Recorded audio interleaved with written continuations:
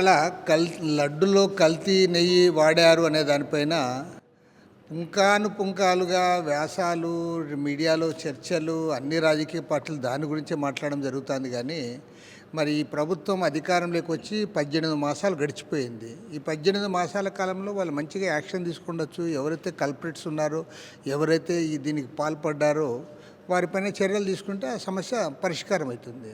అది వదిలిపెట్టి ముఖ్యమంత్రి గారు అదే మాట్లాడతారు, ఉప ముఖ్యమంత్రి గారు అదే మాట్లాడతారు, మంత్రులందరూ అదే మాట్లాడతారు, అందరూ కూడా ప్రెస్ మీట్లు పెట్టి అదే మాట్లాడతారు. తర్వాత అదేవిధంగా వైఎస్ఆర్ కాంగ్రెస్ పార్టీ వాళ్ళు కల్తీ జరగలేదని చెప్పి వాళ్ళ వైపు నుంచి మాట్లాడుతూ ఉన్నారు. ఇన్ని మాటలు అవసరమా అని నేను అడుగుతా ఉన్నా. అధికారంలో ఉన్న వాళ్ళు యాక్షన్ తీసుకోవాలి, యాక్షన్ తీసుకొని అది చేయాలి. అంతేగాని ఒకరి మీద ఒకరు విమర్శలు చేసుకుంటూ దానికి ముఖ్యమంత్రి కారణమని ఒకరు, కాదని ఒకరు అని చెప్పడం అనేది కరెక్ట్ కాదు. కాబట్టి ఏమంటే ఇప్పటికైనా సరే ఇవాళ ఎవరైతే అధికారంలో ఉన్నారో వాళ్ళదే బాధ్యత. సిపిఐ తరఫున చాలా స్పష్టంగా చెప్తా ఉన్నాం. ఇందులో ఎవరు ఇన్వాల్వ్ అయినా, ఎంత పెద్దవాళ్ళు ఇన్వాల్వ్ అయినా టేక్ యాక్షన్ అగెన్స్ట్ దెమ్. వాళ్ళ మీద కేసు పెట్టండి, జైల్లో పెట్టండి. తర్వాత కోట్ల రూపాయలు చేతులు మారాయంటున్నారు కదా, ప్రాపర్టీస్ని కాన్ఫిస్కేట్ చేయండి. మీరు అది చేయకుండా ఒకరి మీద ఒకరు ఇది చేయడం అనేది ప్రజల్లో అప్రతిష్టకు గురవుతూ ఉన్నారు. నేను ఈవెన్ మీడియాకు కూడా విజ్ఞప్తి చేస్తూ ఉన్నా. 24 గంటలు ఇది ఒక్కటే సమస్య అయినట్లు, సమస్యలే లేనట్లు మొత్తం దాని చుట్టే మాట్లాడడం కూడా కరెక్ట్ కాదు.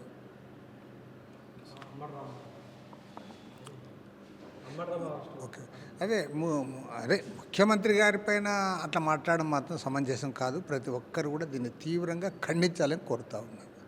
పైగా అంబటి రాంబాబు ఏమంటాడు, నేను చంద్రబాబు గారిని అనలేదు, నేను ఇతరులు నన్ను తిట్టిన వాళ్ళు నేను అన్నాను అంటాడు. అది కూడా కరెక్ట్ కాదు. You are a senior leader.